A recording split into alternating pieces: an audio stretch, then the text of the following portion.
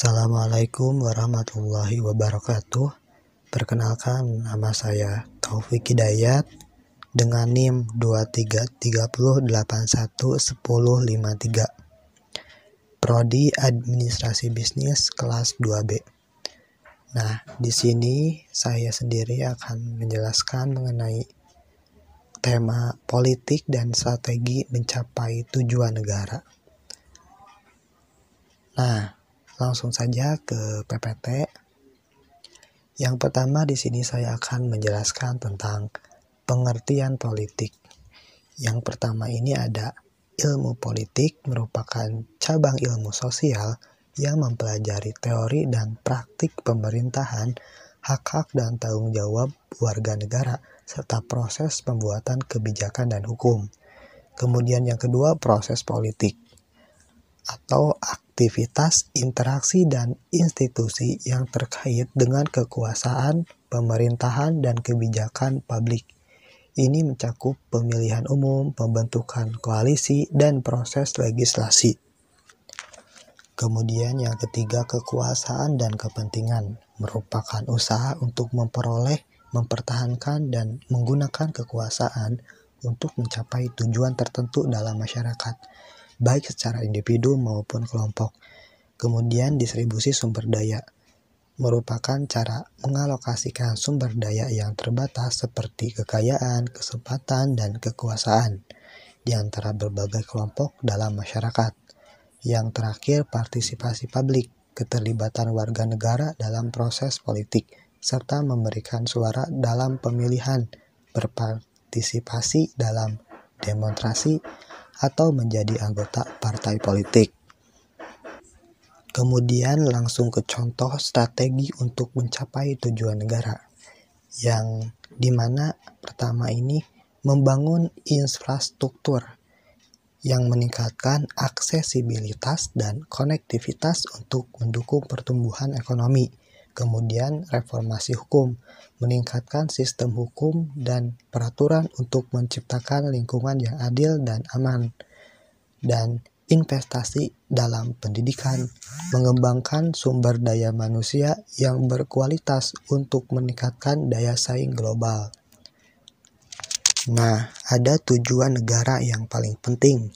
Yang pertama ini melindungi kedaulatan dan keutuhan wilayah. Yang kedua, meningkatkan kesejahteraan dan kemakmuran rakyat. Yang ketiga, menjaga keamanan dan ketertiban. Yang terakhir, mencapai keadilan sosial bagi seluruh rakyat, tentunya Indonesia. Berikut adalah beberapa aspek penting dalam tema politik dan strategi mencapai tujuan negara. Yang pertama ini yaitu kebijakan publik.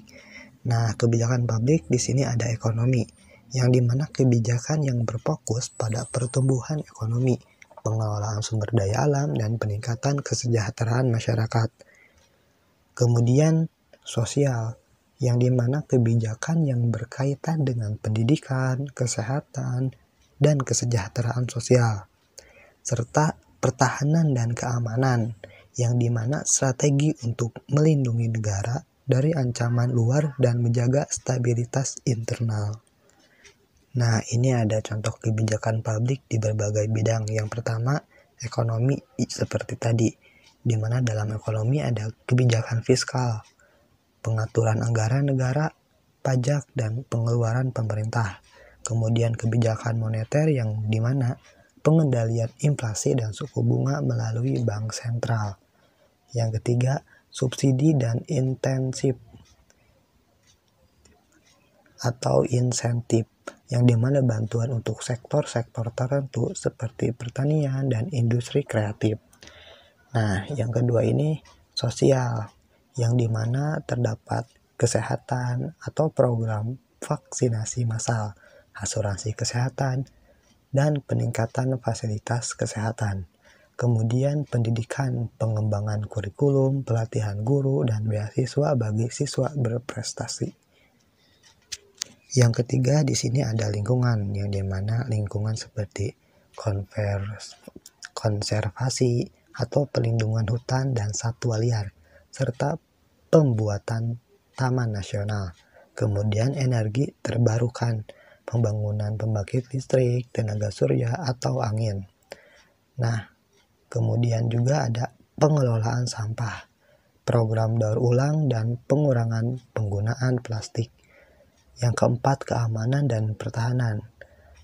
Atau ada beberapa poin. Yang pertama ini penegakan hukum, reformasi kepolisian dan peradilan untuk mengurangi korupsi dan meningkatkan keadilan. Keamanan nasional, modernisasi alutsista dan peningkatan pelatihan militer. Dan yang kelima ini adalah transportasi dan infrastruktur seperti transportasi publik, pengembangan sistem transportasi massal seperti MRT dan BRT. Kemudian juga jalan dan jembatan, pembangunan dan pemeliharaan jalan raya dan jembatan untuk meningkatkan konektivitas. Setelah contoh tadi, ini saya akan membahas tantangan dalam kebijakan publik, yang dimana ini pendanaan. Menyediakan anggaran yang cukup untuk melaksanakan kebijakan memerlukan anggaran yang memang sangat besar. Kemudian juga koordinasi antar lembaga, menjaga kerjasama yang efektif antara berbagai instansi pemerintah. Kemudian resistensi dan masyarakat, mengatasi penolakan atau protes dari kelompok-kelompok yang terkena dampak negatif kebijakan. Jadi ada pro kontra di dalamnya.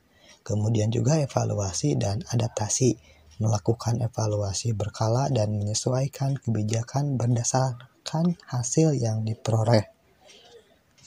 Nah, di sini ada contoh spesifik kebijakan publik di Indonesia. Yang pertama ini diadakannya Kartu Indonesia Pintar atau KIP, merupakan program pemerintah untuk memberikan bantuan biaya pendidikan kepada siswa dari keluarga yang kurang mampu. Kemudian juga ada BPJS Kesehatan, Sistem Jaminan Kesehatan Nasional yang memberikan akses pelayanan kesehatan bagi seluruh rakyat Indonesia. Kemudian juga program Keluarga Harapan atau PKH, yang dimana program bantuan sosial bersyarat untuk keluarga miskin. Nah, setelah itu ada kelanjutan dari kebijakan publik, yang dimana ini selanjutnya ada partai politik yang penting sekali dalam suatu negara, yang dimana peran partai politik ini sebagai penghubung antara pemerintah dan masyarakat. Partai politik berperan dalam menyuarakan aspirasi rakyat dan menyusun kebijakan.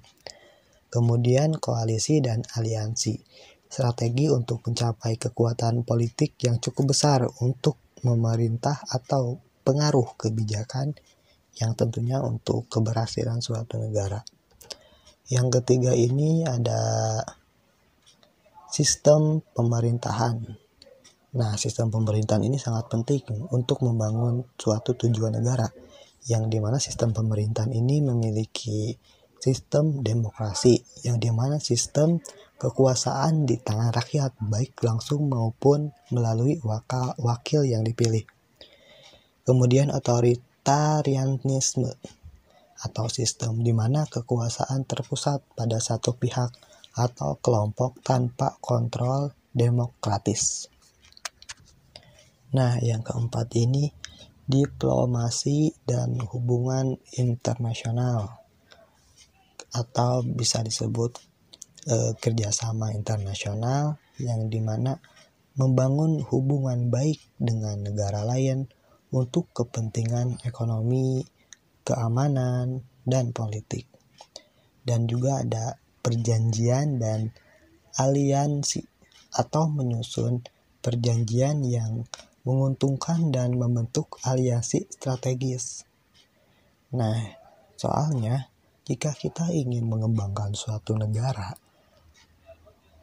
tidak mungkin atau bisa disebut sulit sekali membangun suatu negara dengan cara sendiri. Harus ada hubungan internasional dengan negara luar, negara tetangga, ataupun ada beberapa aspek penting seperti ekspor-impor yang tentunya memerlukan hubungan internasional. tidak hanya suatu negara saja, tetapi dengan negara lain agar suatu perkembangan ekonomi kita berjalan dengan baik dan juga menguntungkan bagi suatu negara. Nah, lanjut ini ke 5, pemberdayaan masyarakat. Yang pertama ini partisipasi publik, yang dimana mendorong keterlibatan masyarakat dalam proses politik dan pengambilan keputusan. Kemudian juga ada pendidikan politik. Nah, meningkatkan kesadaran dan pemahaman masyarakat tentang politik dan hak-hak mereka. Yang keenam ini ada transparansi dan akuntabilitas, yang dimana bisa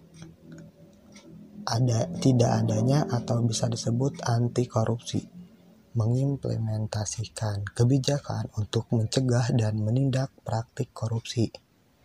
Kemudian transparansi meningkatkan keterbukaan dalam proses pemerintah dan pengambilan keputusan.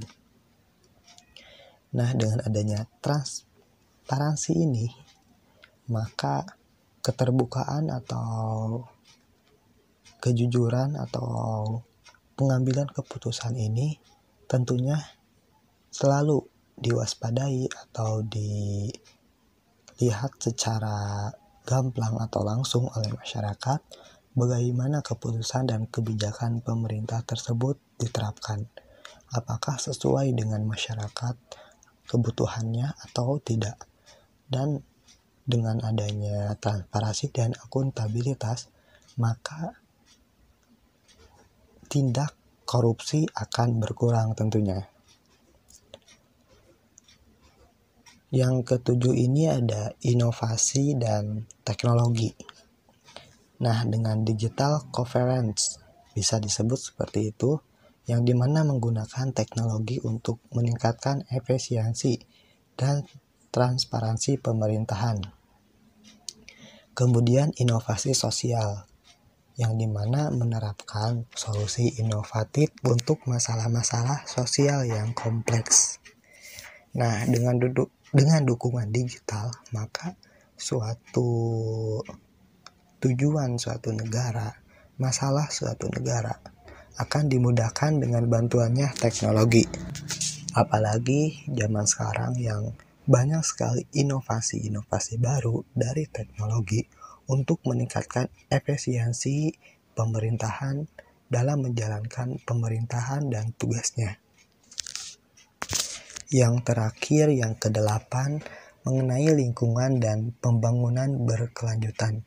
Ini sangat penting yang perlu diperhatikan dalam membangun tujuan suatu negara, yang dimana pelindungan lingkungan untuk menyusun kebijakan untuk melindungi lingkungan dan mendorong praktik berkelanjutan. Kemudian juga adanya energi terbarukan, yang mendorong penggunaan energi terbarukan untuk mengurangi ketergantungan pada bahan bakar fosil. Nah, dengan adanya sistem ini, maka suatu negara akan berjalan dengan baik dan tujuan suatu negara tersebut pastinya akan tercapai.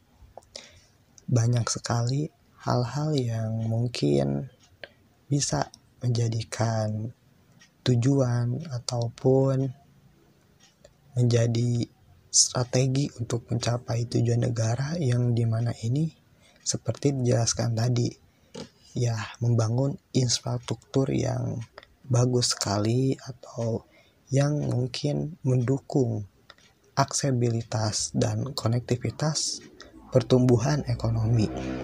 Karena itu hal yang paling penting dalam membangun tujuan suatu negara, yang dimana infrastrukturnya mendukung dan tentunya sistem pemerintahan yang dijalankan oleh suatu negara tersebut berjalan dengan baik.